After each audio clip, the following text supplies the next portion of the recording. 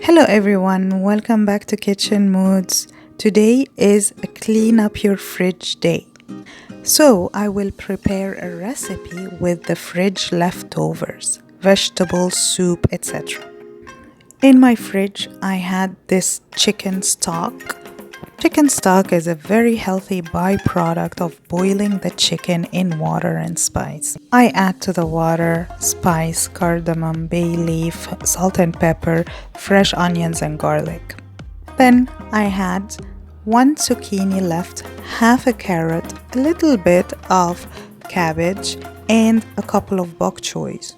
In my freezer there was half a cup of green peas. Those quantities are too little to make a whole meal on their own, but together they will make a beautiful and delicious recipe. So my recipe will be those mixed vegetables in the chicken soup with tofu shirataki spaghetti. This is tofu shirataki. It's made out of soy and must be washed thoroughly and then boiled for approximately 10 minutes.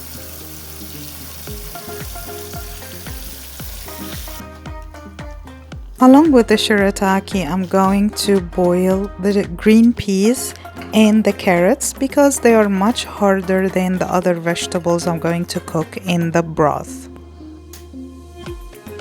Then I will strain peas, carrots, and shirataki. Now I brought my stock to boiling and I added one hot chili pepper in it. Then I will add the rest of my vegetables, bok choy, zucchinis, cabbage, or any other type of vegetable you found in your fridge. My stock had already salt and pepper in it. You might as well increase the salt and pepper to your taste. Also, I found some leftover pulled pork, so I added it to the mixture. You can add chicken, beef, or fish. Added some dried mint and ginger. Then adding the mixture of shirataki, carrots, and green peas. Let it boil for 3 to 5 minutes until the bok choy is tender. Then serve it hot in a deep bowl.